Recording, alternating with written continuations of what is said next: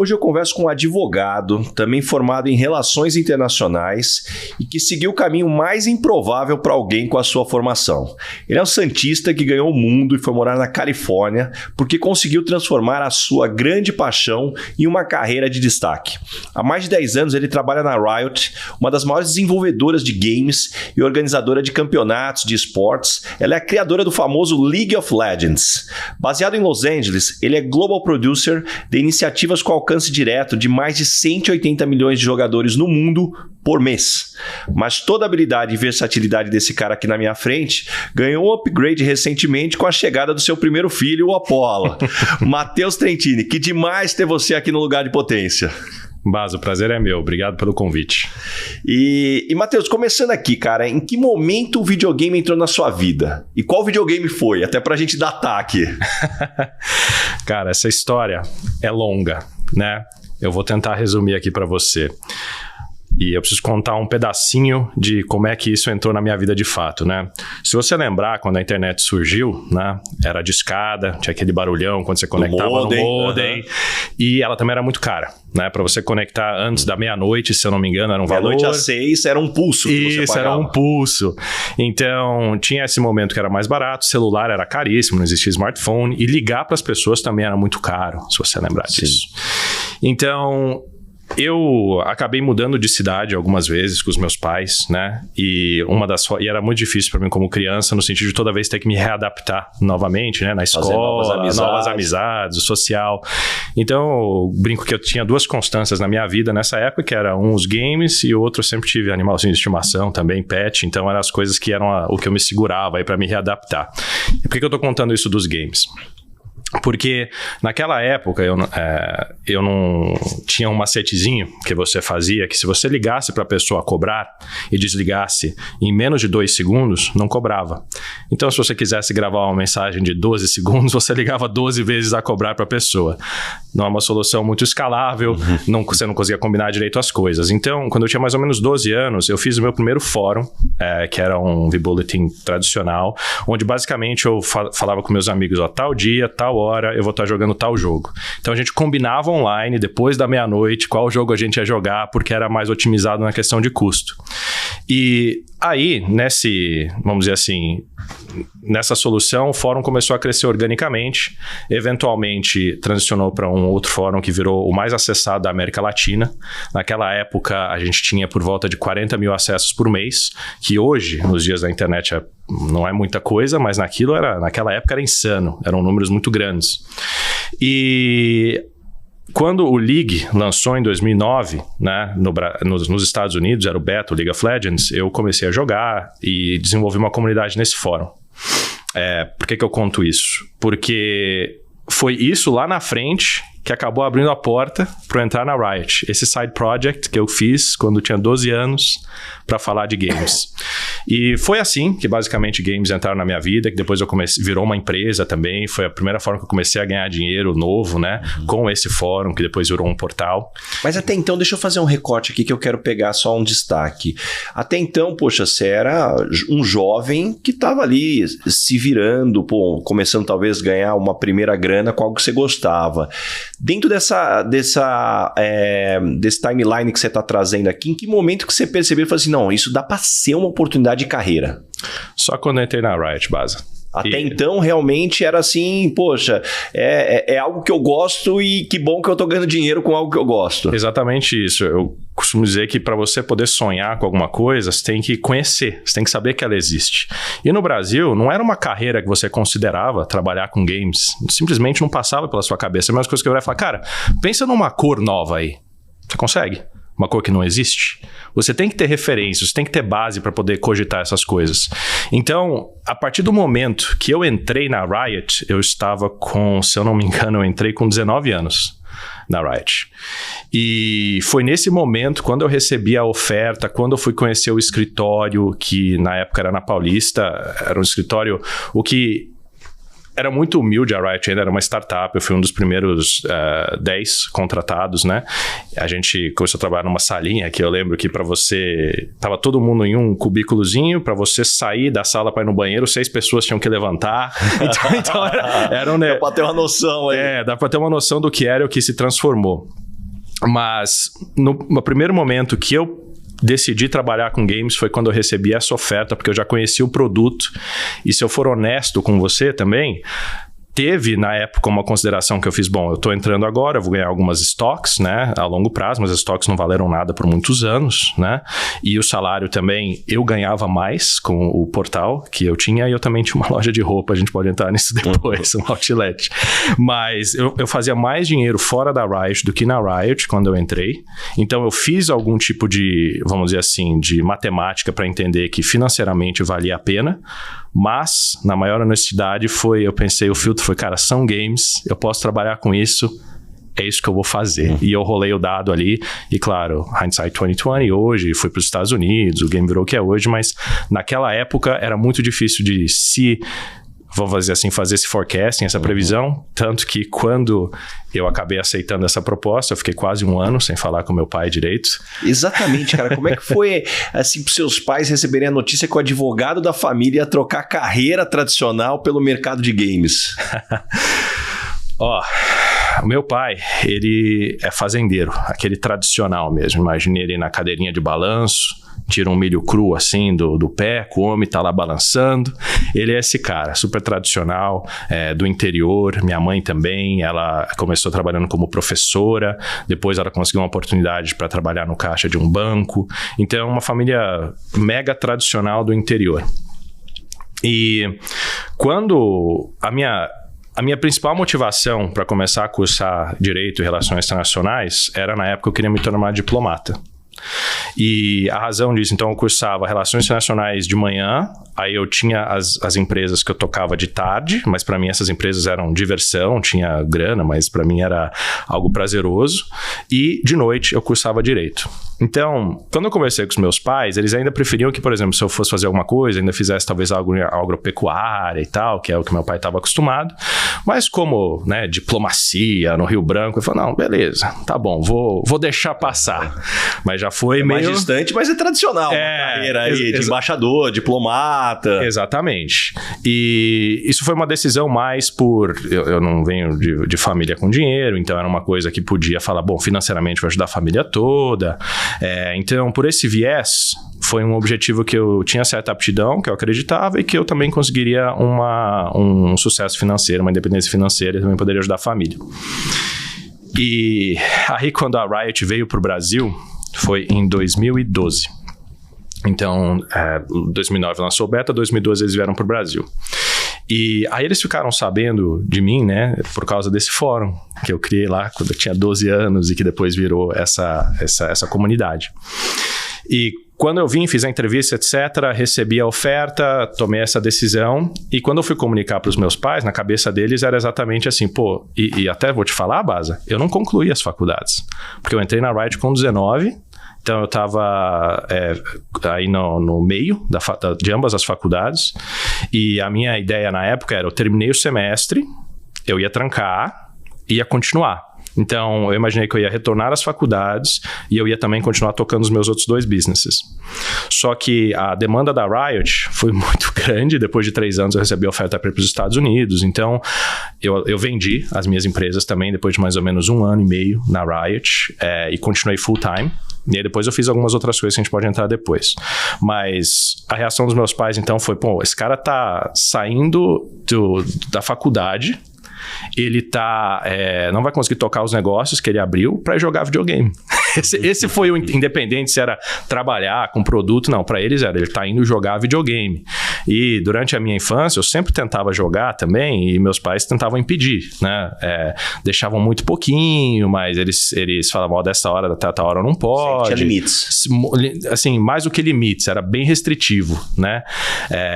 Tanto que eu usava o controle do meu pai que ele tinha para trabalhar, né? Aí eu ia lá, às vezes colocava um joguinho ou outro e eu gostava eu sempre curti muito esse ambiente. Então, para não entrar muito nisso, o meu pai viu dessa forma, ficou frustradíssimo, né? Falou, cara, o que você tá fazendo com a sua vida? E rolou ali um certo desconforto, mas todo respeito ao meu pai, assim, que, sempre me deu muito apoio, minha mãe também, sempre fizeram tudo que eles não podiam para ajudar na minha educação preocupação também. Natural de pai, o que vai ser o futuro com algo que eu não conheço. Exatamente, acho super válido, sabe? E aí eu lembro até hoje, a primeira vez que eles começaram a entender um pouco mais desse mercado e da escolha que eu fiz. Eu lembro que eu estava no escritório, trabalhando, era o finalzinho da tarde, aí toca o meu celular. Era minha mãe. Aí minha mãe atende feliz, assim, né? Eu atendo, ela tá feliz, ela fala, nossa, filho, tô muito feliz por você. Aí foi meio aleatório, assim, eu falo, por quê, mãe? Não, eu vi que o joguinho que você faz passou na Ana Maria Braga. Então, finalmente tá dando certo isso aí, né, filho? Olha a referência do sucesso. O jogo chegou na Ana Maria Braga. Exatamente, que chegou no mainstream, né, pra eles. Então, foi esse momento, daí pra frente, quando passou na Ana Maria Braga, quando eu recebi a oferta pra ir pros Estados Unidos, eles começaram a entender que era uma coisa que, além de ser uma paixão, pra mim, um objetivo de vida, quase trabalhar com isso, também foi uma escolha que fazia sentido para o futuro. Uhum. E aí, pegando essa timeline desses 10 anos nesse mercado, o que mudou no mercado de games de quando você entrou, né, há 10 anos? Quais as principais transformações e evoluções para chegar no que é hoje? Nossa, foi tanta coisa, cara. Eu vou até voltar um pouco antes dos 10 anos, eu trabalho na Riot há 10 anos, mas antes disso... Teve a idade do fórum, quando você começa com 12 anos. A época do fórum. E, então, nessa época, se você lembrar, no Brasil, começou a chegar o Pac-Man, né? Depois veio o Super Nintendo com o Mario. E aí teve também... O que realmente causou uma febre, digamos assim, que começou a trazer mais visibilidade para os games foi a época das LAN houses. Sim. Né? Com Counter-Strike, alguns outros games que a galera ia jogar corujão, né? E onde aconteciam campeonatos. Então, naquela época era uma coisa muito amadora. Ninguém pensava em ganhar dinheiro com isso. Eu lembro que os pequenos campeonatos, eu até cheguei a jogar alguns jogos, que a recompensa era você ganhar um corujão na Lan House, né? Horas, né? Horas, sem pagar. Ganhei em primeiro lugar, então eu ganho 10 horas pra jogar o game sem pagar. Ou eu lembro que tinha alguns campeonatos locais que davam, tipo, um voucherzinho de R$100. Fala, nossa, que irado, você pode jogar videogame e ganhar dinheiro. Então, essa é uma coisa que eu vou entrar nos números de hoje pra fazer uma referência, mas lá atrás era isso. E uma outra coisa que aconteceu também, isso eu já estava na Riot e basicamente lá atrás, grandes marcas, né, quando a gente pensava em parcerias e publicidade, as marcas não tinham muito interesse em fazer parcerias com games. E existem diversas razões. Os primeiros games, alguns eram mais violentos, então não fazia sentido das marcas entrarem. Outros, o mercado era muito pequeno, então para que eu vou colocar, né, meu budget de marketing ali em um produto que eu não entendo a dimensão ou que eu não acho que tenha tanto impacto. Os gráficos também estavam longe de ser o que eram são hoje, né? Gráficos, jogabilidade, comunidade. Então, isso aí também tinha pouca opção no mercado, né, de empresas que você podia, de fato, fazer uma parceria. Então, eu lembro que nessa época, em 2002, nós estudávamos algumas parcerias com marcas, eu ia conversar com algumas, era sempre a porta na cara, assim, imagina, você acha que eu vou fazer uma parceria com games? Então, o cenário evoluiu hoje para quê? Hoje nós temos campeonatos de esportes, né, que é a evolução, imagina a galera jogando na Lan House, campeonatinho. Hoje nós temos estádios de Copa do Mundo que nós fechamos para 40 mil pessoas assistirem ali times no centro do estádio jogarem videogame. Então, projetando nos telões. A gente projeta nos telões, os jogadores profissionais sentam lá no centro do estádio. A gente tem, imagina um negócio de futebol, cara. Você tem o ano inteiro sessões, né, onde os times jogam entre si. Os melhores de cada país vão competir no Worlds, que a gente chama, que é o Mundial. Então tem Brasil, tem Coreia, tem China, tem Europa. Todo mundo tem os seus melhores times, seus melhores jogadores e vão no estádio Copa do Mundo jogar. A gente já bateu... hoje esses números passam o Super Bowl, passam a NBA. A gente já bateu 48 milhões de viewers acumulados em um campeonato de esportes. 48 milhões? 48 milhões. Números que a gente bate, o nosso MAU, que é o Monthly Active Users, quantas pessoas entram para pelo menos jogar uma partida no mês, contas únicas, o último número que a gente divulgou é de 180 milhões. E o que eu tô te falando, Baza, é de um produto de uma empresa. Isso não é o mercado. Então, se você começar a pensar, quase o Brasil inteiro loga todo mês para jogar uma partidinha de um jogo de uma empresa. Então, se você olhar isso, pro âmbito do mercado, os números são insanos, né? Então, essa é uma evolução que aconteceu muito grande, onde, vou fazer uma referência de quando eu era moleque também, eu sempre amei games, mas eu nunca falei, porque existia um certo preconceito, chance de até sofrer bullying, né? De você falar, adoro videogame. Você tinha que meio que esconder isso. Foi uma das razões que eu resolvi entrar para Riot. A gente pode entrar em detalhes depois, mas foi porque eu acreditava que isso precisava mudar. Que games podem ser um hobby saudáveis, podem ser uma carreira, porque no momento que eu recebo uma oferta, eu falo, cara, tanta gente que nem eu, que nem sabe que isso é possível, e eu posso ajudar a mudar isso, sabe? Então, hoje você tem carreiras em diversas empresas só na Riot. Hoje a gente tem mais de 400 vagas abertas em mais de 20 escritórios pelo mundo. Então você consegue visto de imigração, você muda de país, você consegue green card, que nem foi o meu caso, através de games, jogando profissional ou trabalhando. Você tem esses números incríveis, né, de jogadores, onde isso incentiva empresas hoje em dia a quererem fazer parcerias. A gente já fez parceria com a Mastercard, com a Louis Vuitton, a gente já fez parceria com a Tiffany. E um outro exemplo, vou falar uma coisa mais real, eu tô aqui com você na Michael Page falando de games.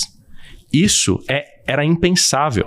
Outro dia eu fui na Forbes falar de games também. Então, o que você tinha que esconder como uma coisa quase errada que você fazia, virou um interesse de negócio e que muitas empresas têm interesse hoje em entrar e fazer parceria. Então, hoje, para resumir, o mundo, o mercado de games mudou para ser uma coisa que as pessoas podem ter no nível individual orgulho de fazer parte e falar abertamente. No nível profissional, você consegue fazer carreiras que pagam muito bem, que tem uma diversificação excelente também. E hoje, para as empresas mais tradicionais, não é mais uma questão de faz sentido eu participar desse mercado? Não, não é mais. É como participar desse mercado. Porque hoje é um dos maiores mercados do mundo. É maior que Hollywood, cara. É maior que entretenimento. Move mais dinheiro que Hollywood hoje, videogames. Você tem noção disso? É mais legal você trabalhar com games do que você ser ator em Hollywood. Isso é uma mudança muito grande. Então, esse é o resumão aí do que chegou. Mas agora, pra gente continuar aqui entendendo esse mercado, me ajuda a decupar aqui esse ecossistema, essa cadeia. Porque então, estou entendendo, existe o produtor, os jogadores, os times, quem organiza os campeonatos. Assim, quais são as empresas aqui que formam aí cada etapa da cadeia?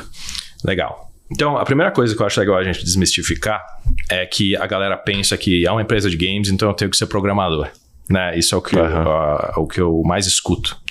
Então, vamos só desenhar um cenário aqui. Se eu acabei de te falar que a gente tem 180 milhões de usuários todo mês, se eu acabei de te falar que a gente fecha estádios para 40 mil pessoas, aqui no Brasil a gente já fez no Maracanãzinho, já fez no Ibirapuera, já fez no Allianz Parque.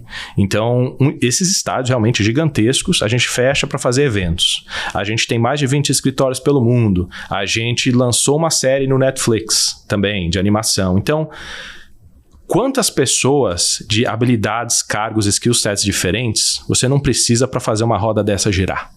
Você precisa de pessoa de logística, de viagem, você precisa de designer, você precisa de produtor, você precisa de engenheiro. Então, o grande negócio hoje é que é uma indústria tão grande como as maiores do mundo, que exigem diversos skill sets, diversos profissionais diferentes. Então, você não precisa saber programar para poder entrar nesse mundo, tá? E isso já responde a escala e o tipo de profissional que você vai precisar para entrar ali. Mas se a gente estiver falando da indústria em si, ela é bem complexa, ela é bem grande, né? Você tem as publishers, que, por exemplo, são as desenvolvedoras, tá? Então, a Riot... Quem cria efetivamente o game, né? A Riot criou o League of Legends, lançou. Então, você tem essas publishers, esses developers. E aí você tem, em alguns lugares, você tem third parties que fazem a distribuição dos jogos. Então, por exemplo, a Riot tem uma estratégia de colocar escritórios locais, né? Onde a gente está lançando os jogos, não todos, mas em diversos, e nós mesmos tocamos essa parte da criação e da distribuição. Mas tem diversas empresas que não fazem isso, então eles contam com third parties, né, outras empresas nos mercados que eles estão lançando para fazerem o lançamento. Então você tem isso, você tem os data centers, né, que para você colocar tanta gente online jogando ao mesmo tempo, você tem que ter servidores, tem que ter conexão, uma nuvem gigantesca. Então tem essa parte também. E aí junto disso, que é um business quase que separado, a gente tem o pessoal de esportes, né? Então é um ecossistema por si só. Então são os times profissionais, né, que não fazem parte da Riot, são times que que tem donos, que criam. O próprio Ronaldo Fenômeno tem um time, né, de esportes. O Fúria, né? Exato. Então, você tem isso. Então você tem lá os times profissionais que tem o seu próprio ecossistema. Lá você tem psicólogo, você tem nutricionista, você tem game houses que chama, que é onde a galera, cara, vai trabalhar mesmo, joga 8, 10 horas por dia, mas não é jogar como qualquer, é jogar, assistir, você faz uma partida, você assiste a jogada 1, 2, 3, 4, 5 vezes, entende o que você pode fazer melhor, você tem coach, você tem fisioterapeuta. Então, hoje tá um paralelo quase como de futebol, é uma carreira de muita disciplina para você ser um dos melhores do mundo. Então você tem esse ecossistema dos times que fazem parte dos campeonatos pelo mundo, que aí os campeonatos, a organização desses principais são feitas pela Riot, né? E geralmente, mas varia também por outras empresas. E aí você tem todos os campeonatos amadores em volta disso. Você tem streaming, né? Por exemplo, dentro da Twitch, no YouTube hoje, top 5 categorias mais assistidas. Aliás, games. Explica o que é Twitch para muita gente aqui que está nos escutando. Cara, Twitch é basicamente uma plataforma de streaming, né? Onde existem várias categorias de jogos, existe lifestyle, que a galera, por exemplo, tá na rua, liga a câmera e fica falando com o pessoal, mas basicamente é um ecossistema onde você tem uma pessoa que está conversando com a sua base e streamando alguma coisa. No nosso caso, muito comum é o game. Então, a pessoa entra no League of Legends, está lá no quarto dela, pá, liga a câmera, aí todo mundo consegue ver o rosto dela e consegue ver o que ela está jogando. E aí tem o chat, que são as pessoas que participam e às vezes comentam as jogadas ou gostam da pessoa, viram quase um artista. De forma grotesca, é um YouTube ao vivo que está filmando o que a pessoa joga e a câmera ali, o rosto dele, interagindo através do chat. Exatamente. E os números disso, Baza, hoje, você tem streamers que conseguem mais usuários assistindo eles do que a Rede Globo, cara. Você tem 100, 120 mil pessoas simultaneamente assistindo alguém no quarto jogando videogame. E um cara desse recebe patrocínio de Red Bull, de HyperX, de grandes marcas, enquanto ele está no quarto dele jogando videogame. Então, lógico, isso vira um mega business depois, o cara vira um empresário. Ele joga, mas ele consegue criar uma empresa que gerencia patrocínio, que gerencia quais jogos, eles montam equipes, tem uma galera com 20, 30 pessoas contratadas que ajudam nesse ecossistema de streaming, de fazer co-ops, parcerias. Então, esse é um outro braço que você consegue fazer uma carreira jogando videogame na sua casa. E agora, você citou bastante sobre grandes marcas anunciantes. Como que é esse relacionamento? Porque tem uma evolução, vai além só da exposição da marca. Por acaso estou passando ali no game e vi a marca exposta. Que tipo de ativação essas marcas têm buscado? Legal. Então, esse também é um ecossistema bem complexo. Eu costumo falar que não existe pacote padrão, existe estratégia, né?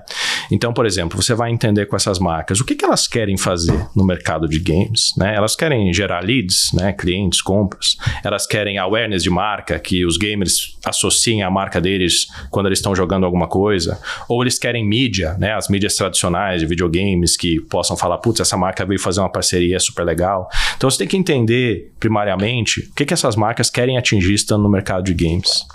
E aí, depois disso, você basicamente entende, ok, quais são as empresas que estão dispostas a fazer uma estratégia dessa forma? Você desenha um plano. Porque, por exemplo, existem empresas que estão dispostas a colocar o seu produto direto no jogo, né? Vamos lá, eu coloco uma marca, eu quero que no game apareça o personagem bebendo um energético. Tem empresas que considerariam, tem outras que falam, nunca vou fazer isso na minha vida, porque elas levam o princípio de core design, né, do jogo. Você está no jogo, não tem poluição, você só foca naquela imersão, e ter um Red Bull, uma marca de energético, alguma coisa, não faria sentido. Então, você tem que entender de todas essas empresas quais estão dispostas a executar essa estratégia, monta um pacote, faz uma parceria e executa uma ativação única para esse momento. E a execução vai variar, né? Dependendo desse planejamento. E hoje nós temos muitas marcas, principalmente no Brasil, que estão muito interessadas em fazer isso, porque a matemática é simples. Se é um jogo que um produto tem 180 milhões de pessoas todo mês jogando, eu quero ter a minha marca lá. Como não? Imagina uma conversão de 1% disso. É insano, né? Então, aí você começa a olhar para o resto do mercado, por isso que eu digo, não é mais uma questão de se faz sentido participar, é como faz sentido participar. Eu já prestei consultoria para marcas também, para fazer esse tipo de coisa, então, você achar uma pessoa que consiga entender esse mercado e consiga te direcionar para o caminho que faz mais sentido. Exemplos objetivos do que foi feito recentemente, por exemplo, o troféu do campeonato do Worlds, né, do League of Legends, foi feito com parceria com a Louis Vuitton. A gente vendeu utensílios do game dentro das lojas físicas da Louis Vuitton e no digital do game também. E foi uma das parcerias que mais venderam na história do nosso game, sabe? Então, a gente já fez parceria... A Tiffany fez o design do nosso troféu, a Mastercard é um sponsor oficial. Então, assim... E todos com uma estratégia muito diferente um do outro. Então, existe hoje muita parceria de ativações diferentes com grandes marcas. Você entender onde você entra, com quem que você entra e como que você faz essa ativação e qual a empresa que vai fazer isso com você. E aí você falou de Brasil, que aqui as marcas estão bastante interessadas, mas talvez até ampliando aqui o espectro, qual que é a importância do Brasil dentro desse mercado? Qual que é o tamanho do mercado e qual que é a importância do Brasil percentualmente? Legal. O Brasil é um mercado super interessante por algumas razões. Lá atrás, a gente fez uma jogada estratégica de entrar no Brasil, e eu também investi pessoalmente em algumas coisas aqui. Por quê? O brasileiro é muito engajado, cara. Então, a gente até algumas das empresas costumam fazer, por exemplo, vai lançar alguma ferramenta nova e quer feedback, lança no Brasil. Que o cara vai usar e ele vai te falar tudo. O que ele amou, o que ele odiou, o que ele gostou, a vírgula que ele acha que está fora do lugar. E se ele curtir aquele produto, ele vai virar vai ser um convertido ali que vai falar o tempo inteiro do seu produto. Então, nós fazemos um negócio assim, o nosso povo tem muita paixão, sabe? Então, é até legal se você for, um dia tiver a oportunidade em um campeonato de esportes no estádio, você vai ver o que é isso, cara? A galera gritando, a galera vibrando, o estádio tremendo. Então, esse tipo de coisa para o Brasil é uma característica muito legal que a gente costuma priorizar lançamentos, MVPs e testes aqui. A gente recebe um response rate de feedback muito alto. Outra coisa que é interessante do mercado é um mercado emergente. Hoje tem pouca penetração, muito mais do que lá atrás, quando começou tudo, mas pouca penetração de smartphone, de internet. Então, é um mercado que conforme for crescendo, organicamente você vai tendo muito mais pessoas entrando, né? Novos leads, novas conversões. Então, hoje, com tecnologia de 5G, ou, por exemplo, internet de satélite da Starlink, né? Hoje você está conseguindo democratizar o acesso em custo, né, de aparelho, que está diminuindo, e em reach de internet, né, junto com o custo também que diminui. Então, uma coisa que é até legal de comentar, a gente tem diversos streamers, diversos pro players hoje em dia que, por exemplo, saíram de comunidades. Que eles começam a ter referência de jogadores profissionais, eles pensam, eu quero jogar, começam a jogar numa comunidade, fazer streaming, jogar profissional, ganhar dinheiro, tiram a família da pobreza e saem da comunidade. Por quê? Hoje tem acesso ao hardware e o acesso à internet também está sendo democrático. A gente já teve campeonatos em aldeias indígenas, onde o pessoal conseguia, com acesso, também jogar campeonatos de esportes, e você começa a ter esse tipo de penetração. Então, o Brasil é muito interessante porque você tem números super relevantes que vão crescer muito ainda conforme essa penetração for aumentando, e você tem a oportunidade de fazer parte desse movimento com a sua marca, com o seu investimento, com o seu produto, onde a pessoa vai ter uma das primeiras exposições com você ajudando a ter, por exemplo, esse tipo de acesso. Então, o Brasil é estrategicamente nesses dois sentidos. Você investe, cresce junto, e é um país também que tem muito feedback, você tem muito... para research, para service, esse tipo de coisa, é um país maravilhoso também. E você falou muito de tendência de evolução. Cripto, blockchain também tem influenciado na evolução desse mercado? Tem, com certeza. Eu tenho, né, eu abri uma empresa de cripto nos Estados Unidos, a gente é uma mineradora, a gente basicamente tem máquinas que mineram Bitcoin, que mineram Ethereum, enfim, tem diversos tipos de moedas, e nós também prestamos consultoria para marcas que querem fazer tokenização, NFT, enfim, não vou entrar muito nessa parte técnica. Mas como é que isso impacta em games? Para mim é uma evolução quase que natural.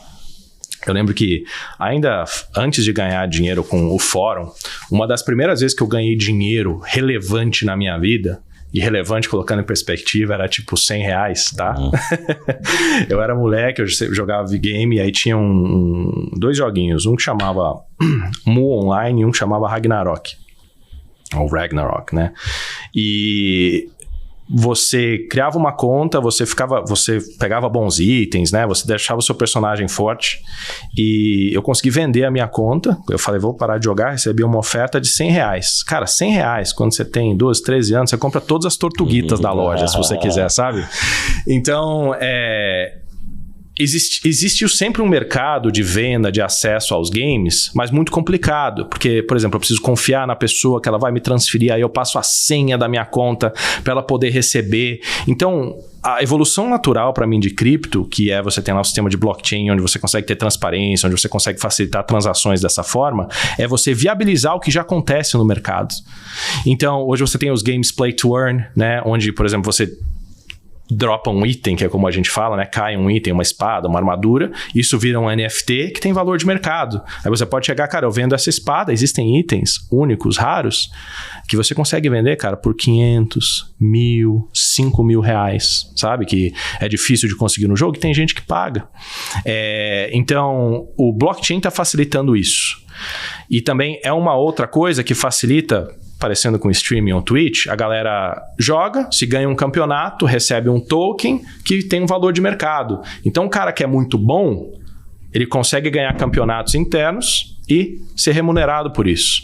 Então, hoje, existe muito investimento de empresas para entender qual que é o melhor modelo, qual que é o melhor caminho para você entrar em blockchain e cripto, mesclando junto com as vantagens tradicionais dos games, que é se divertir, curtir, e fazer essa conexão orgânica. Então, é uma coisa que está crescendo muito, tem grandes nomes aí apostando nesse caminho, e é um mercado que tem muito a crescer também. Quanto chega a ganhar um jogador profissional? Olha, eu vou dar um exemplo. Mas nós já tivemos um campeonato onde um menino que ganhou em primeiro lugar levou 16 milhões de reais. 16 milhões de reais. Então isso... Então, de um campeonato. Um campeonato. Não tá falando que ele ganhou no ano entre patrocínio, fora tudo outros isso. Campeonatos também. Dinheiro, porque se você adicionar patrocínio, outros campeonatos, deals de marcas, né? Sim. Geralmente essa galera que é jogador profissional também faz streaming, então ganha dinheiro com ads lá. Não, isso é só o pool do dinheiro que ele ganhou do campeonato mesmo, 16 milhões de reais. E ele tinha, na época, 16 anos, se eu não me engano. E esse é um mercado ainda de domínio masculino ou as meninas já chegaram nesse mercado? Isso é super legal de comentar, cara. Porque hoje... No começo era um mercado mais masculino mesmo, né? Quando os games começaram, tinha a percepção de que era só menino, moleque que jogava. E hoje você tem muitos jogos profissionais, onde tem meninas que jogam muito bem. Você tem jogos casuais, que são simples de celular, né? Que você pega ali e tá no aeroporto, tá na fila, tá no carro, você consegue puxar ali o celular e jogar rapidinho. E hoje a gente tem um mercado que é quase equalizado para alguns games, onde está quase 50-50. Que legal. Então você tem um público feminino muito grande. Você consegue visualizar esse tipo de coisa se você ir nas feiras de games, se você ir online e começar a entender como é que essas comunidades estão separadas. Você consegue ir nos campeonatos de esportes e ver que hoje, antigamente, eu lembro quando começou, só tinha moleque. Hoje você tem uma equalização legal de feminino, masculino. Então é um mercado que as desenvolvedoras estão pensando muito em como deixar de uma forma que faça sentido para todos os grupos e está tendo um resultado legal de imersão. E o que um jogo precisa ter para cair no gosto dos usuários, né? Que elementos que o criador leva em consideração? Talvez fazer uma decupagem dos que deram certo. Legal. Então, Baza, essa é uma pergunta que existem centenas de jogos hoje que deram certo e centenas de gêneros diferentes, né? Por exemplo, League of Legends é um MOBA, que a gente chama, tem os jogos de RPG, tem os jogos educacionais, que são coisas que a gente faz parcerias também. Então, por exemplo, em vez de hoje você pegar um livro para aprender programação, front-end e back-end, você pode aprender isso num jogo. Você está jogando e aprendendo a programar ao mesmo tempo. Então, quando você começar a olhar nos nichos, você tem diversos games que têm critérios de sucesso diferentes, né? Tem por exemplo, de acessibilidade, né? Que a estratégia do game é, putz, eu quero que eu possa estar em qualquer lugar, a qualquer momento, puxar meu celular e jogar uma partida online, né? Então, um critério de desenvolvimento vai ser que rode na maioria dos smartphones, um negócio que seja engajado, um negócio que seja rápido as partidas, porque se você está na fila de um lugar e a partida demora 1 hora e meia, né? Não faz sentido você jogar. Existem jogos que são feitos para realmente, você está jogando, você vai ter que gastar 1 hora ali, no mínimo, jogando. Então, tem esses princípios de design que você entende, beleza, qual que é a audiência e o que eu quero penetrar. Você desenha em cima disso. Esses são muito populares para smartphone. Então, jogo rápido, design engajante, online e acessibilidade. E você tem os jogos de RPG, que são basicamente, eu gosto de falar, são livros interativos. Né? Então você abre, você vai ler uma história, você vai prestar atenção no que está acontecendo. Imagina um filme onde você está assistindo, mas em diversos momentos você escolhe exatamente o que acontece no filme. Se você vai para a direita, você vai para o castelo, se você segue esse caminho. Então são jogos imersivos que você pode gastar 20 minutos ou você pode gastar 20 horas em um dia.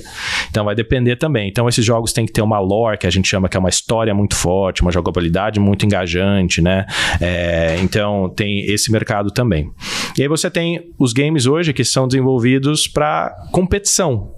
Existem games que nascem já com você pensando, eu quero que exista um ecossistema profissional para jogar o meu jogo. Então você tem que fazer um balanceamento muito bom, né? Porque, por exemplo, diferente de quando você está jogando futebol, você tem os jogadores, tem a bola, é sempre a mesma coisa, o campo. No jogo você pode escolher entre centenas de personagens com habilidades diferentes, que em mapas diferentes. Então você tem que ter um time que saiba, cara, o meu jogo vai ser balanceado, vai ser justo. Você tem que ter sistemas que vão evitar cheating, né? Que é o pessoal usando hacking para jogar melhor. Pensa, sei lá, doping no futebol, é possível você ter isso digital também. Então, você desenvolve todo um game pensando em ter um ecossistema justo de competitividade e que fomente esse tipo de ecossistema. É uma estratégia também. Então, hoje tem mercado para tudo, para toda a audiência, para todo estilo, para criança, para adolescente, para adulto. A média, a comunidade gamer envelheceu junto com o mercado gamer, né? Então antes era coisa de criança, hoje você tem um nicho que é entre 22 e 35 anos, que é grande parte da audiência gamer. Então é pessoal que já trabalha, que já tem família, então que investe também nos hobbies, nas paixões deles, que é outra coisa que também é interessante, né? Para esse tipo de deal, que é uma galera que tem um poder e uma decisão, né, monetária que eles podem tomar em direção ao hobby. Então, você tem hoje, eu vou até comentar num paralelo, existe uma influencer que chama Skyrim Grandma, Shirley. É uma senhora, se eu não me engano, ela tem 70 anos. É uma influencer de games, que ela fica jogando Skyrim, que é esse tipo de jogo que é de história, e ela liga lá a Twitch, posta vídeo no YouTube, ela tem milhões de followers que hoje, legal. E é uma senhora, sabe? Então E agora o outro lado, tem uma preocupação ainda que eu vejo dos pais sobre o excesso de tempo no videogame e a consequência falta de tempo para socialização. Você que está muito tempo dentro desse mercado, assim, o que os estudos mostraram até hoje do que realmente é devido, que deveria se preocupar e o que pelo menos não tem aí nenhum indício científico que deveria ser uma preocupação? Legal, isso é legal de conversar também. Eu acho que a forma que você tem que entender e gerenciar esse tipo de coisa é a mesma forma que você faria com qualquer outra paixão, qualquer outra coisa que a pessoa possa gostar muito de fazer, né? Porque vamos separar em duas partes. Antigamente, você jogar videogame era, digamos assim, perda de tempo, né? Você não tinha um potencial de carreira, você não entendia como isso podia influenciar você não tinha todos esses caminhos que você podia percorrer para ter algum tipo de retorno financeiro, então você jogava para se divertir, era tempo ocioso que nem talvez você pegar um filme e assistir, né? Claro que argumenta-se que você desenvolve outras skills, mas no geral era mais para esse lado. Hoje isso mudou. Você tem carreiras, você tem potenciais de imigração, você tem potenciais de criar a sua própria empresa para poder trabalhar com isso. Então, se os pais começarem, que é como eu penso, pelo menos para o meu filho, né? Que hoje eu tenho filho, então eu posso falar dessa forma, eu vou incentivar ele a jogar games, assim como eu vou incentivar ele a fazer diversas outras coisas, dentro de um balanço, um equilíbrio, né? E a partir do momento que ele começar a querer investir mais tempo, profissionalizar, entender o que ele quer fazer ali, eu vou colocar tempo ali também, porque hoje eu sei que é uma indústria mega viável. E eu vou fazer um paralelo nos estudos depois também, mas tem um evento que simboliza isso muito para mim. Era em 2000 e... se eu não me engano, era 2014 ou 2015. A gente estava fazendo um evento nosso de esportes no Maracanãzinho, no Rio. E a gente estava tendo muita dificuldade de contratar na empresa. Não era por questão de demanda, a gente recebia muito currículo, mas nosso profissional era muito nichado, né? Era um cara que possivelmente já tinha tido experiência com produto, já conhecia games, tinha um background profissional legal, relevante porque a gente estava procurando. Então imagina um profissional mega qualificado que também seja gamer. Hoje em dia está mais fácil. Naquela época não estava fácil. Então a gente tinha que pensar em formas criativas de como que a gente ia fazer hiring. E uma iniciativa que eu toquei foi... basicamente, o estudo foi, bom, onde que a gente vai concentrar a maior quantidade de pessoas mega apaixonadas pelo nosso mercado, no nosso evento de esportes. A galera pagou, se locomoveu para assistir as pessoas jogarem o game. Então lá, e a gente consegue, né, 5, 10, 15, 20 mil pessoas naquele local. Então, basicamente, a gente montou um hiring booth dentro da arena de esportes. A estrutura é mais ou menos, você entra, aí você tem lá uma areazinha para que nem show, né, pra galera hang out e ficar andando, aí você entra numa outra sessão onde tem o palco, todo mundo jogando. Então, nos intervalos dos games, eu montei tipo um stand, eu pegava um microfone e eu falava, gente... a Riot tá com vagas abertas, eu vou falar um pouco da empresa, aí papapá. E aí tinha uma galera que se interessava, putz, que coisa incrível. A gente tinha um negócio pra galera dropar currículo, lá no evento mesmo. E a gente anunciou antes do evento que a gente ia fazer isso. Aí a galera colocava currículo e a gente tinha, nos intervalos, que a gente subia um stand pra fazer entrevista na arena, e aí quem passava... no pre-screening, a gente pagava a passagem para fazer o round de entrevista em São Paulo. Por que eu tô contando essa história? Porque eu lembro que eu tinha acabado de fazer, né, o pitch, o overview.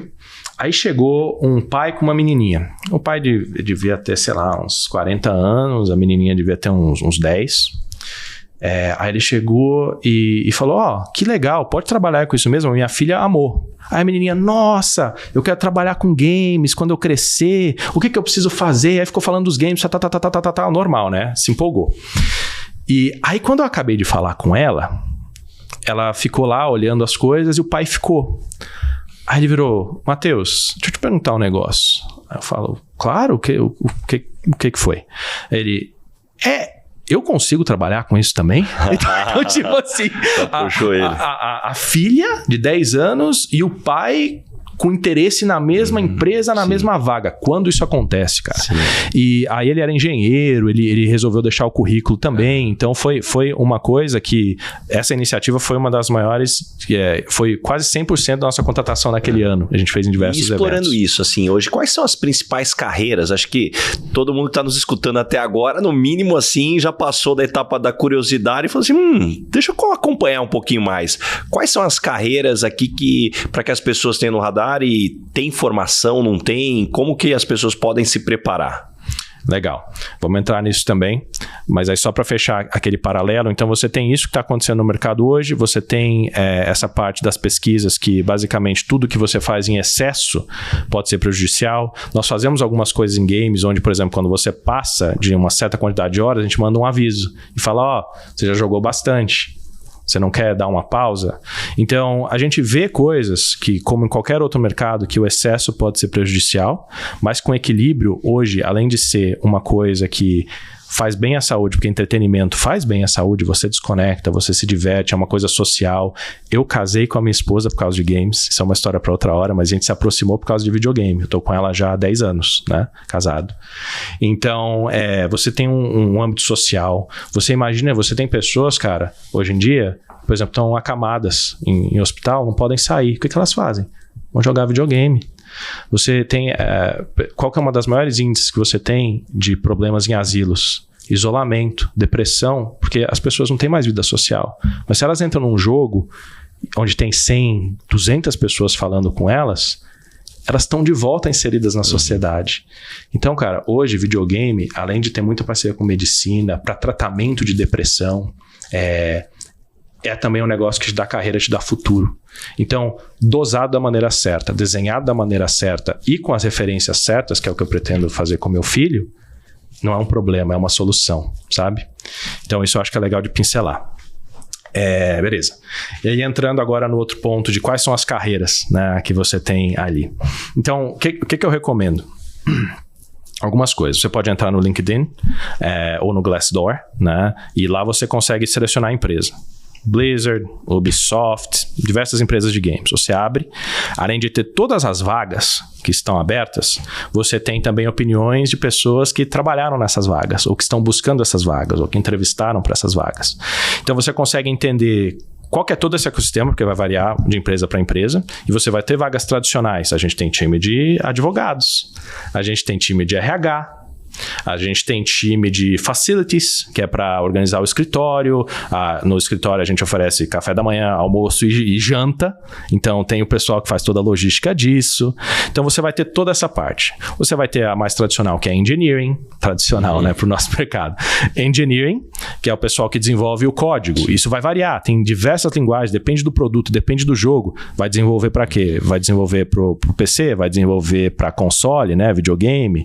Então você tem engineers, você tem o pessoal de design, você tem os artistas que são feitos in-house, o pessoal gosta de desenhar, faz animação. Os nossos games têm todas as ilustrações, tem o pessoal de animação. Então, é uma indústria gigantesca que procura muitos skill sets e que eu te digo, eu cursei Direito e RI, não terminei a faculdade, estou na Riot já há 11 anos. Já contratei diversas pessoas que cursaram arte, que cursaram educação física, que cursaram engenharia, que cursaram diversas faculdades diferentes, em faculdades de renome, de Harvard, de Yale, né, que a gente encontra lá para fora, e pessoas que cursaram faculdades pequenas do interior aqui no Brasil. O que importa no final das contas é você entender quais são os requerimentos da vaga, ter uma qualificação não necessariamente tradicional de você ter ali um certificado que você fala inglês. O importante é você sentar lá e falar inglês. Se eu vou sentar com você, vou te entrevistar, você fala inglês. Não importa se você me dá um papel que fala que você se formou ali em Michigan, em algum lugar, não importa. Você fala inglês. Você sabe programar? Esses são os desafios. Vamos ver, vamos testar, vamos colocar você para trabalhar nesse produto, vamos colocar você para entrevistar. Se você faz essas coisas, e geralmente você pode aprender pelo tradicional no acadêmico, ou você pode trabalhar, ou você pode ser autodidata. Eu aprendi inglês jogando videogame. Eu lembro da minha motivação era, os jogos não são traduzidos para português, eu quero jogar, não entendo nada, preciso aprender inglês. Eu comecei a estudar inglês para poder jogar, entendeu? E hoje eu tenho reuniões com a minha vaga, ela fala com o pessoal do Japão, fala com o pessoal da Coreia, fala com o pessoal da Europa, tudo em inglês, né? Então, a minha esposa também, foi através dos games que ela desenvolveu bastante o inglês dela e comigo. Então, uma resposta muito holística, muito branda você tem muitas oportunidades. Se você quiser entender o que você quer fazer, provavelmente tem algum skill set relevante. Entra nesses websites, abre as vagas que te interessam, leiam quais são os requerimentos e aí traça uma estratégia para entrar no mercado de games dessa forma. E, Matheus, como é que é trabalhar na mesma empresa que a sua esposa? Quais prós e contras e quais combinados que vocês têm para fazer funcionar trabalho e casamento também? Cara, olha... Eu comecei com a Verônica, né, no Brasil. Era um escritório menor. Então, vou até contar brevemente como é que foi essa história. A Verônica é uma pessoa incrível, né? A gente está juntos há 10 anos, eu estou na Riot há 11 anos. Gente, esses eventos gigantescos que ele estava comentando aqui, ela que está por trás, cara, a mulher aí, uma executivaça aqui que a gente vai trazer aqui para ser entrevistada também. Ela tem 2 M's, cara. Eu falo isso só no final, porque senão eu não sou mais interessante, entendeu? Ela tem 2 M's, foi para os Estados Unidos para trabalhar na série Arcane, que a gente lançou no Netflix, ganhou Emmys também essa série, então ela é incrível. E eu falei errado, né? Eu tô na Riot há quase 11 anos, eu tô com ela há 12. Então fiquei com ela antes da Riot, a gente construiu tudo juntos. E como é que aconteceu ela entrar nesse ramo de games, né? Então, no comecinho, quando a Riot era uma startup ainda, basicamente, eu trabalhava de segunda a segunda, né? Teve vezes que dormia no escritório, às vezes saía de madrugada, era realmente aquela fase para fazer o negócio vingar. Então, eu via a Verônica quando ela ia no escritório. Às vezes ela ia lá para dar um oi, conversava, voltava, daí ela ia trabalhar. Na época ela trabalhava numa loja de shopping. Ela era vendedora de uma loja de shopping naquela época. Como evoluiu, como mudou, né? E aí o que acontecia? Às vezes a gente fazia evento e a V ia para ficar comigo. Só que ela não consegue ficar parada, ela é uma pessoa incrível. Ela fala, nossa, aquela caixa precisa mudar. Puta, tá tendo um problema ali. Aí quando vi, ela tava com rádio. Ela não trabalhava na empresa. Ela tava com rádio. Falando, ó, gente, tô ajudando aqui, não sei o quê, vamos fazer isso acontecer. Papapá. E aí um dia, eu lembro que eu tava com o meu chefe, e a gente tava olhando lá, aquela época que tava com dificuldade de contratação. Muito difícil, né? Achar as pessoas certas naquela época. E aí ele virou pra mim e falou, Matheus, o que você acha da gente contratar a Verônica? Aí eu falei, oi? Aí ele, o que você acha? Porque ela tem o perfil, ela tem o skill, ela conhece o produto e a gente, literalmente, ela trabalha nos eventos de graça. Então... Antes da gente começar a remunerar ela. Remunerar ela. Então, aí eu falei, ó, como era uma empresa pequena, eu falei, tudo bem. Acho super foda, no nível individual, tenho plena confiança que ela ia fazer um mega trabalho, mas aí também tem todas aquelas percepções, eu tava em um cargo de liderança na época, a esposa entra, não sei o que, então eu falei, ó, o que a gente vai fazer? Porque geralmente quem entra naquelas vagas reportava pra mim, né? Então eu falei, se você quiser fazer um painel para ver se faz sentido, a gente já tem que concordar aqui que eu não vou me envolver, eu não vou entrevistar, eu não quero saber resultado de painel, eu não quero opinar, eu não quero ouvir. E caso ela entre, a gente vai ter que fazer um structure de report diferente. Sim, vai reportar para outra pessoa. Vai reportar para... No caso, ela ia pular e ia reportar para outra pessoa. Aí ele falou, beleza, porque eu acho que realmente ela tem perfil e tal, vamos fazer funcionar. Aí me desconectei, ela foi fazer as entrevistas, obviamente passou, porque ela é incrível. E aí foi contratada para entrar no time do Brasil. Eventualmente ela começou a fazer esportes direto, né? Ela começou na parte de customer service, e aí depois foi para fazer eventos de esportes, mas ela mexeu com financeiro, mexeu com um monte de coisa dentro da empresa também, que naquela época você não tem o luxo de especialização. E eu trabalhei com tudo também, comunidade, player support, produto, evento, você fazia o que precisava fazer na época. E aí ela acabou entrando em games aí em 2015. É outra coisa que eu admiro demais nela. Em 2015, eu recebi a oferta para ir para os Estados Unidos, né? Que basicamente a gente ia criar um time central para começar a organizar todas as regiões, que até então era cada um meio que com a sua estratégia individual. A gente precisava centralizar, porque o jogo cresceu muito. Centralizar, tipo, coordenação, né? E aí eu recebi a oferta para ir para lá. E a Verônica não tinha uma oferta, ela estava bombando no Brasil, ela estava em esportes, estava em ascensão e tal. E aí ela podia ir comigo, né? Porque quando eu recebo o L1, L1A, que era o meu visto na época, que era Executive Transfer. Sim, a esposa pode ir junto. Pode ir junto. Só que ela falou pra mim assim, falou, amor, vai ser difícil, mas eu tô em mega ascensão na minha carreira aqui. E ela falou pra mim, eu vou conseguir a minha oferta. E aí acabou que a gente ficou 2 anos à distância, eu morando nos Estados Unidos, ela morando no Brasil. Foi nunca mais fazer isso na minha vida. Tipo, é uma coisa que você olha e fala, pô, valeu a pena, conseguiu. Ela depois chegou, conseguiu a oferta, foi trabalhar no Arcane, mas não precisa fazer de novo. Não, uma vez tá bom, a gente combinou que nunca mais a gente vai fazer isso. Pra quem tá nos escutando, que aí que tá solteiro ou solteiro, usando Tinder, Happn, talvez vocês estão mirando no lugar errado, hein? Ó, o mercado de games aí. E combinados pra fazer funcionar agora. O que vocês têm? Legal. Então, vai parecer um pouco loucura, mas tem algumas coisas que tanto eu como a V, a gente concorda que são, assim, não só nesse ciclo, nesse nicho, mas para a vida, para você ser bem sucedido e dar certo, que é basicamente, a gente fala, estratégia, adaptabilidade e resiliência. Então, a parte da estratégia, que é a organização, eu e a V, a primeira coisa que a gente acorda, a gente tem um computador no nosso quarto e a gente tem um escritório na casa também. A gente acorda, a gente senta e a gente usa o Notion, não sei se você conhece, para planejar a nossa semana da vida pessoal. Pessoal. O Notion pro pessoal. Pessoal. Tá. E aí a gente fala, bom, essa semana, desde o pediatra do Apollo até a viagem para os Estados Unidos ano que vem, até quando os pais dela vão visitar. Cara, tô precisando de um negócio desse com a minha esposa, porque é o tal de um mandar invite pro outro, WhatsApp, mensagem, pô, você me deu uma ideia ideia, vou colocar um Notion pra família agora. A gente usa o Notion para nos organizar. E a gente conversa sobre o tipo de coisa. Por exemplo, a gente tem muito claro o que é pessoal, porque a gente faz nesse nível, e a gente tem o profissional também, que eu e a minha esposa, a gente tem empresas, investimentos juntos também. Então, a gente tem basicamente esses três formas de se organizar. O pessoal, as empresas que nós tocamos juntos, e aí tem o principal, que no caso, por exemplo, é a Riot, que eu tô e que ela tá. E aí a gente tem alguns combinados do tipo... além dessa organização e dessa transparência, a gente tem o que a gente chama de Monthly Relationship Review, que é a gente tem um jantar todo mês, que a gente vai... Avaliação de desempenho do relacionamento, é isso. É quase isso, mas mais humano.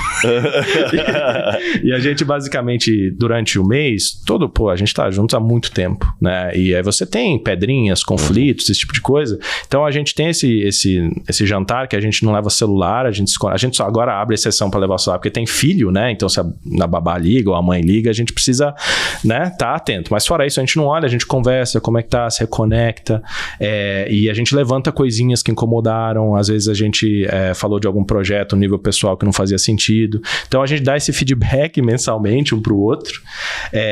E isso é basicamente o que a gente acredita que é uma das principais coisas que deu certo no nosso relacionamento, que a galera às vezes não percebe, conforme você vai tendo pequenos conflitos e pequenos ressentimentos, é como se fosse um riacho, né? E aí cada vez que você tem um probleminha, é uma pedrinha. A pedrinha não impacta o fluxo nenhum do rio ou do riacho. Mas quando você tem 100, 200, 300, 400, 500 pedrinhas, o fluxo está interrompido. E aí você vira e fala, por que você está nervosa comigo? Você vai lembrar o que foi aquela pedrinha que você colocou lá? Você vai lembrar a última, né? A última, mas já tá tudo cagado, já tá cheio de problema. Então, a gente tem essa filosofia de realmente falar com frequência, de se ajudar, de se apoiar. Eu admiro ela demais no tudo que ela faz. Ela é uma puta profissional, uma puta pessoa. Então, a gente fica reforçando esse tipo de coisa constantemente. A gente tem... Mas fala dos problemas também, não é o céu, né? Uhum. Tem conflito, tem desacordo, tem briga. Só que a gente sempre fala delas. E aí, o nosso acordo como a gente tem essa separação muito clara do que é pessoal, do que é trabalho das nossas empresas, do que é trabalho da empresa que a gente trabalha, a gente não mistura. E principalmente quando a gente foi para os Estados Unidos, uma coisa é você tá no comecinho ali da Riot, onde nós éramos, sei lá, 15 pessoas, para hoje, que o último número que a gente divulgou é 4 mil, né? Hoje nós somos 4 mil. Uhum. Então eu tô trabalhando com R&D, né? Production, eu lanço os games. A V trabalha em esportes, então ela faz a parte competitiva do negócio, do ecossistema. Uhum. Então a gente também tem times muito distintos e uma empresa muito grande hoje. O que facilita mais esse tipo de dinâmica. Não tá no mesmo dia a dia ali, na mesma rotina. Não tá no mesmo dia a dia. Então, no começo era mais complicado, então essa infraestrutura funcionava muito bem, apesar de que hoje a gente usa ainda, mas é menos para mitigar, vamos dizer assim, esses problemas de estar misturando com o trabalho e mais para as outras 1000 coisas que a gente quer fazer na vida. Adorei. E, Matheus, chegamos agora no momento Headhunter. Qual a pergunta que você sempre faz nas entrevistas para contratar alguém para o seu time? Se eu te falar, eu quero que você me responda. Vamos lá. Pode ser? Pode ser. Então tá bom. Tem uma pergunta que eu gosto bastante, acaba desenvolvendo. Top of mind. Quais são as coisas que você mais se orgulha de ter conquistado na sua vida? Certamente família. Acho que tem algumas coisas que são básicas de falar família. Acho que segundo também, conseguir trabalhar com algo que eu amo de paixão. Então é algo acordar e falar, pô, que legal que tem essa agenda. E terceiro, acho que casar os meus interesses no meu dia a dia. Pô, tô sempre aprendendo, tá falando com pessoas. Então isso definitivamente são as coisas que eu me orgulho. Perfeito. E aí... Eu iria bem com você? Me fala aí se eu teria chance com você. Vamos gastar mais uma horinha e a gente vê. Mas essa é uma pergunta que eu acho super legal, porque a gente consegue desenvolver. O que você gosta de aprender? O que você já sabe o que é a Riot? O que você acha que você vai aprender aqui? Você já é um cara sênior, você não vai estar ensinando. Então dá pra puxar um monte de coisa aí, puxar pro técnico. E aí eu só vou desenhar um outro negócio para você que é super legal também. A maioria das entrevistas que a gente faz são behavioral, né? Para cargos mais seniors. O que você fez em tal projeto, como que sempre isso... os comportamentos. Exatamente. Só que como que você faz... Eu acho até legal te perguntar isso. Como é que você faz uma entrevista para uma pessoa de estágio? Uma pessoa que não tem experiência profissional nenhuma. O que você faz? É aí que está o desafio, porque justamente você vai buscar outras referências, que não é no profissional.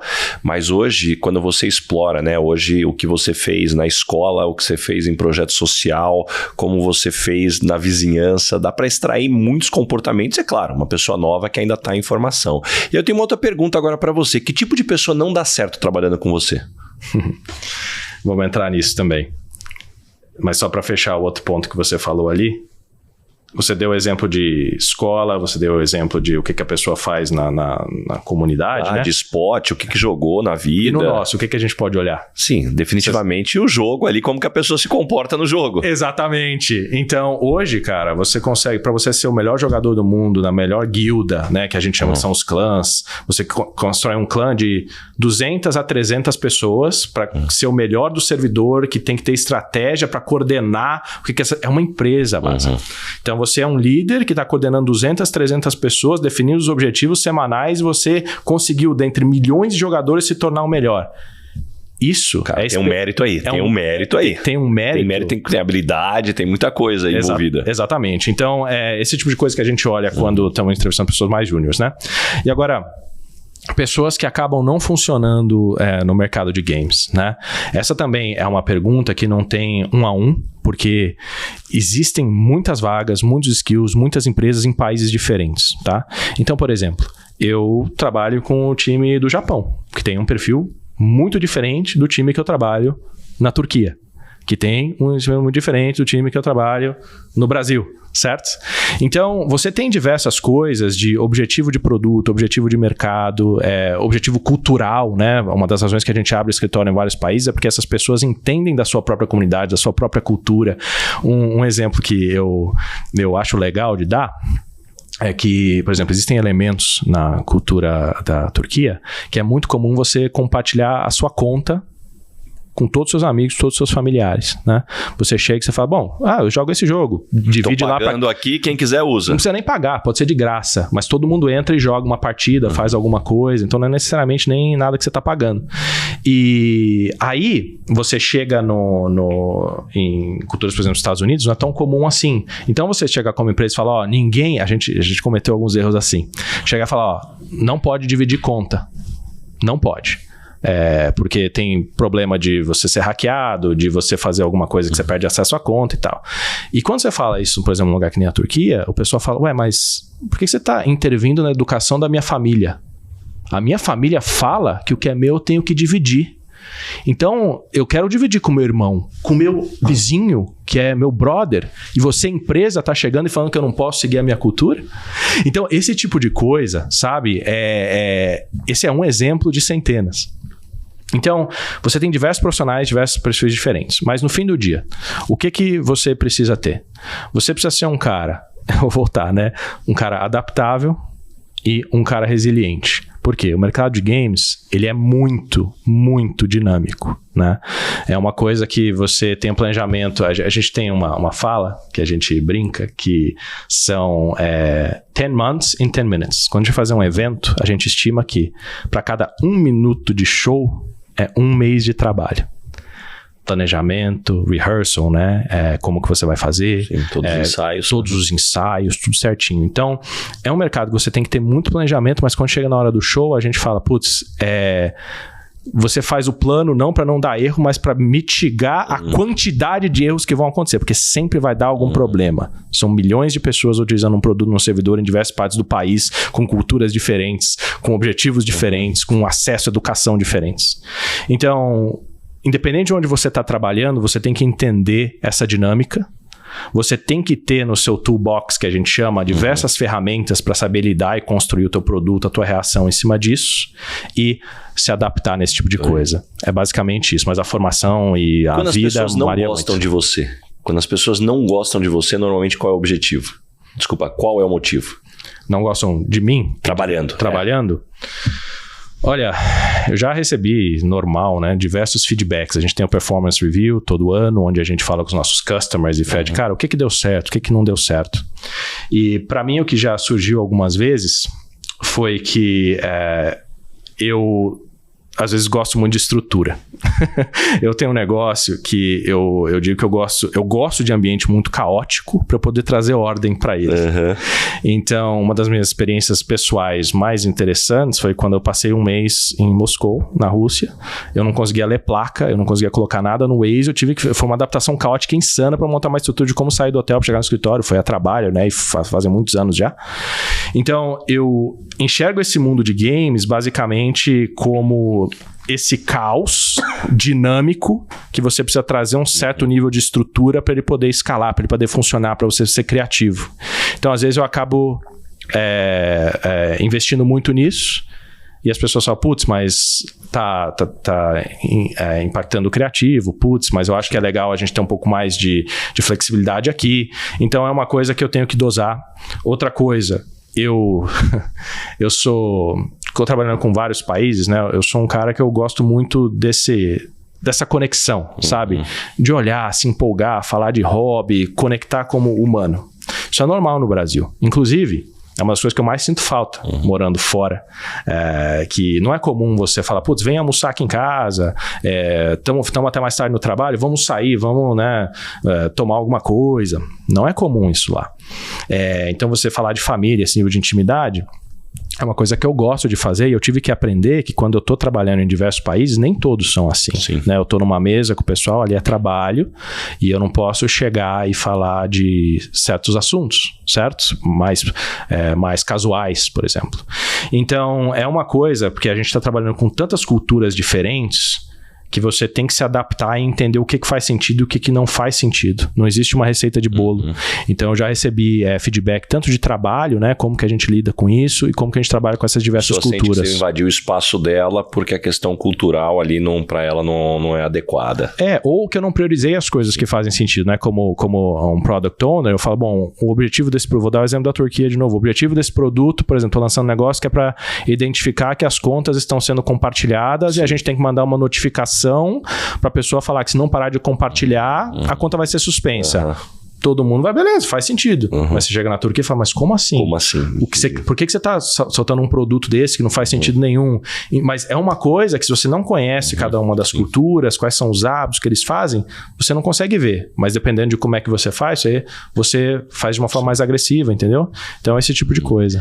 E Matheus, chegamos agora no momento Dona Ângela. Complete a frase. Eu sou esquisito por quê? Eu ia falar porque eu gosto de games, mas isso mudou, tá bom? Talvez poderia ser aceita essa resposta há mais de 10 anos. Hoje não é mais aceita. Isso é bom, fico feliz. Então eu diria que eu sou esquisito porque eu e a minha esposa, nós temos uma lousa dentro do nosso banheiro. Onde a gente, quando tá tomando banho, a gente às vezes tem uma reunião e gosta de desenhar as coisas para depois levar pro Notion. Eu diria que isso... Para depois levar pro Notion, né? Não, não fica lá. A gente tá pro Notion, mas isso é diferente. E qual que é o maior perrengue ou situação engraçada que você já passou no mundo corporativo? Perrengue ou situação engraçada. Bom, eu posso contar uma quando a gente estava abrindo o servidor aqui no Brasil. A gente trouxe alguns executivos dos Estados Unidos, né, para vir aqui e ajudar a gente nos finalmente a abrir o game. E lá nos Estados Unidos, uma coisa cultural principalmente na Califórnia, você não pode andar com álcool exposto, né? Sim. Então você tem que estar selado, guardadinho. Sim. E você toma em casa. E aí eu lembro que a gente estava no escritório até tarde, a gente falou, putz, vamos passar ali acho que era um Carrefour na época.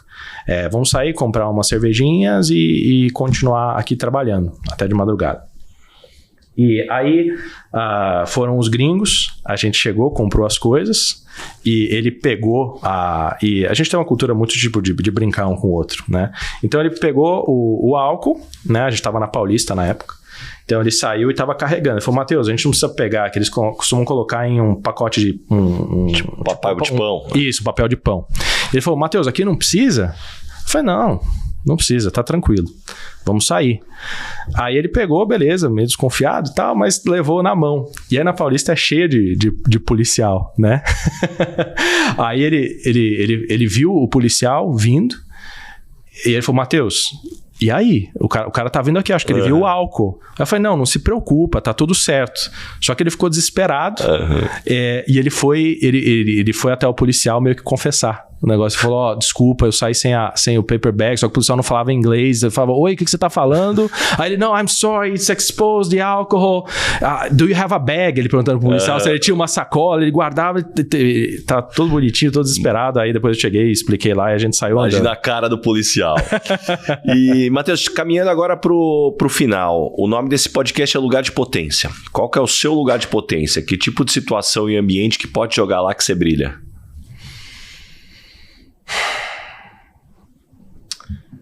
Cara,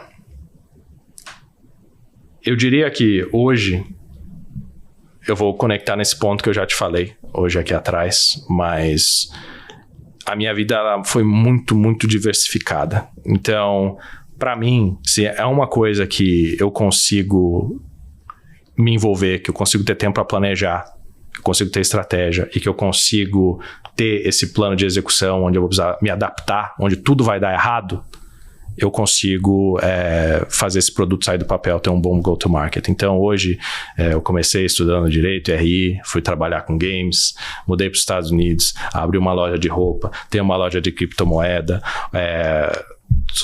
hoje estou casado com uma esposa que trabalha na mesma empresa. E até uma coisa legal de comentar, mas fica para uma próxima, quando a gente veio para o Brasil passar essa temporada, a gente tinha acabado de receber o nosso green card. E aí deu o pico da pandemia, a gente não conseguiu voltar. Então nós ficamos literalmente, a gente veio com uma mala, com pouca roupa, para passar 3 semanas no Brasil, a gente acabou ficando quase 2 anos. Então aí a empresa, né, acabou fechando, porque no sentido de todo mundo foi trabalhar em home office, então eu tive que fazer toda essa mudança de produção dos nossos produtos, lançamentos para a galera ir trabalhar em casa. A gente, inclusive, por quase 10 anos, foi uma empresa de um produto só, que era o League of Legends. E aí, durante a pandemia, que a gente lançou diversos outros games. Então, eu acho que o grande negócio aqui é você entender que você não consegue controlar o mundo, a vida, que você tem que sim desenhar uma estratégia, uma visão de coisas básicas. Eu lembro que eu falava para minha esposa, né, na época namorada, falava, um dia a gente vai morar nos Estados Unidos. Concorda? Esse é o nosso objetivo? Esse é o nosso objetivo. Quando a gente tiver 30 anos, a gente vai ter filho. Concorda? Esse é o nosso objetivo? Esse é o nosso objetivo. Quando a gente ganhar a primeira bolada de financeira, eu quero realizar um sonho do meu pai, que ele sempre quis ter um carro legal. Aí, quando eu ganhei... eu lembro dessa história. Que demais aí que você colocou. Eu dei um carro para ele. A minha esposa falou, eu quero ajudar os meus pais com um apartamento, para eles poderem ficarem tranquilos. A gente fez isso. Então, só que tudo isso, Baza, demorou 5, 10 anos, sabe? Quando a gente colocou o objetivo de independência financeira. Então, como que a gente chegou lá, mudou 750 mil vezes. Mas o negócio a gente colocou um objetivo, traçou, desenhou e fez o possível e o impossível com foco, porque hoje em dia, cara, uma das coisas mais difíceis, que no começo era muito trabalho, era muito foco, mas hoje na vida, uma das coisas mais difíceis é dizer não. Você tem uma abundância de oportunidade, uma abundância de caminhos que você pode pegar, que quando você vê, te desvirtuou das coisas que você mais acredita que você queria completar na vida. Então, para mim, esse combinado, os mecanismos e o caminho que você traça variam, você tem que estar ok com isso, você tem que tomar uma porrada, dar um 360 e pegar uma outra estrada, mas você tem que ter certos objetivos na vida, no trabalho, na família, que são imutáveis, que você vai trabalhar todo dia para chegar um pouquinho mais perto. E aí o tempo vai te favorecer, entendeu? Adorei. E me indica 3 pessoas bacanas para eu convidar para esse podcast e ter uma conversa como essa que a gente está tendo. Eu vou te indicar a Verônica. Claro, temos que começar já aqui, já falamos dela aqui, precisamos deixar ela vir aqui, ela tem direito a dar a versão dela aqui também. Vou te indicar ela, vou te indicar Larissa Caruso. Ela começou comigo aqui no Brasil, na Riot também. Hoje, aí ela foi para Riot nos Estados Unidos, ela foi nossa vizinha no Brasil. Aí foi nossa vizinha onde a gente comprou uma casa que a gente está construindo, ela comprou também. Aí nos Estados Unidos ela é nossa vizinha, então ela tá com a gente rodando por aí. Conexão aí, tem muita conexão. Ela é incrível e hoje ela é uma executiva que tá na Epic Games, que é do Fortnite, ela é uma pessoa incrível, super válido conversar. E eu também te indicaria o Fernando Maza, que hoje em dia ele também começou comigo no Brasil, só que hoje ele toca as operações da Tencent aqui, que é uma empresa chinesa, gigantesca, tá no games e tá em 500 outras mil coisas, ele tá fazendo toda a operação aqui, já trabalhou em diversas outras empresas de games, então tá um pouco nichado, mas são profissionais com histórias incríveis e que superaram todas as limitações que a vida jogou para eles. E Matheus, antes da gente fechar aqui, tem uma pergunta que eu sempre faço para todo mundo que passa por esse podcast. O que é felicidade para você? Cara, já mudou muito o que é felicidade para mim. No começo, por uma questão de necessidade, a felicidade era, né, a gente conseguir ter uma independência financeira para começar uma família, para conseguir ajudar nossos pais. Eu falo nossos porque tudo que eu conquistei na minha vida foi junto com a minha esposa. Tudo que a gente construiu, desde quando a gente era moleque, formatando o computador por R$50, ou ela trabalhando em loja de shopping, pro que a gente conquistou, hoje fizemos tudo juntos. Então, nesse tipo de coisa, pra mim, a gente construiu que a felicidade, eu e ela, sabe? Então, numa época, durante muito tempo, foi conseguir ter essa independência financeira para ajudar a nossa família e garantir um futuro pra gente e para ter filho. Porque a gente falava, a gente quer ter filho por volta de quando a gente tiver 30 anos, mas a gente quer ter toda uma estrutura, toda uma garantia, para ele não passar as mesmas dificuldades que a gente passou, para ele poder ter outros desafios também, que são importantes, mas não esses, digamos, mais complicados da vida, né? Então, quando a gente atingiu isso, a felicidade mudou, né, para, eu diria que a gente estava com uma vida só nos Estados Unidos, né? Então a gente está desde 2015, né? Então tem muito tempo. E a gente via muito pouco a família, né? As festas de família, as crianças que nasciam, né? O meu pai, uma época, ficou doente e eu lembro até hoje, tá bem hoje, mas ele teve câncer, né? E eu tava no meio do processo do Green Card. E quando você tá no processo do Green Card, tem mais ou menos 2 anos que você não pode sair do país. Eu lembro que ele me ligou, falou que tava com isso, eu não podia vir pro Brasil ver ele. Por quê? Se eu saísse, eu perdi o meu Green Card até ele chegar, né? Então, a gente fez muito sacrifício, tanto quanto eu indo para os Estados Unidos, a minha esposa ficando no Brasil, em relação a isso. Quando eu era moleque, eu era até zoado no sentido que a galera ia para balada, eu falava, não, eu quero ficar fazendo isso, desenvolvendo isso, trabalhando isso, fazendo fórum. Então, sempre foi uma consistência de pensar lá na frente. E hoje tem coisas que eu não sacrifico mais, que é o tempo com meu filho. Eu posso estar trabalhando em 1000 coisas. Eu levo ele viaja comigo, eu direto estou no computador, fecho a webcam, estou tendo reunião, ele está no meu colo.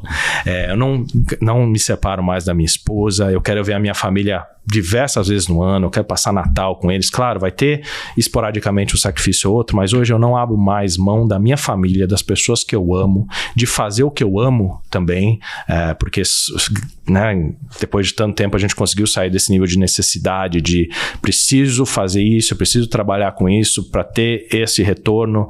Hoje isso já passou. Então, fazer o que eu amo e estar com quem eu amo, para mim é o resumão da